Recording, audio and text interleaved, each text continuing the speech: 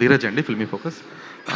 So అంటే చిరంజీవి గారి dialogues చాలా ఉన్నాయి, బట్ ఆయన చెప్పిన ఒక మాట చాలా ఎప్పటి నుంచో రుద్రవీణ సినిమా టైం నుంచి, నేను సైతం ప్రపంచాగ్నికి సమిధినొక్కటి ఆహుతి ఇచ్చాను, అది చాలా చాలా సంవత్సరాల పాటు క్యారీ అయింది అది.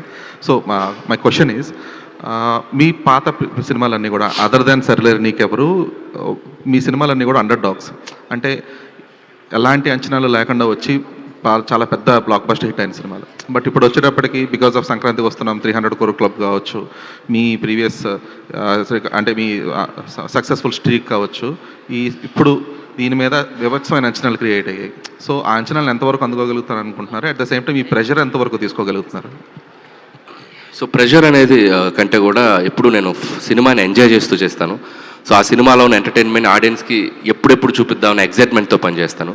సో ఆ ఎగ్జైట్మెంట్ ఈ సినిమాకి ఇంకా రెండింతలు ఉందని చెప్పాలి. అండ్ ఒకటి, సో మెగాస్టార్ చిరంజీవి గారు అండ్ ఆయన స్ట్రాంగ్ జోన్లోకి తీసుకొచ్చి సినిమాతో పండగ రాబోతున్నాం అండ్ అక్కడ రిలాక్స్.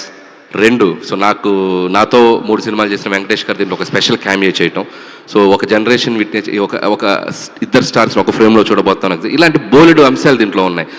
అండ్ చిరంజీవి గారి టైమింగ్ అయితేనేమి, సినిమాలో సాంగ్స్ అయితేనేమి, ఆయన చేసిన అల్లరి అయితేనేమి, అండ్ అది మీరు థియేటర్లో చూసి ఖచ్చితంగా ఆడియన్స్ దీన్ని అద్భుతంగా ఆదరిస్తారని నమ్మకం అయితే ఉందండి. సో ప్రెషర్ కంటే ఎగ్జైట్మెంట్ ఎక్కువ ఉంది. ఎప్పుడెప్పుడు దీన్ని జనవరి 12 తీసుకెళ్ళి థియేటర్స్లో వేసి వాళ్ళ మధ్యలో కూర్చొని, సో ఫ్యామిలీస్ అందరూ మళ్ళీ F2కి సంక్రాంతికి వస్తున్నానికి నేను థియేటర్లో చూశాను.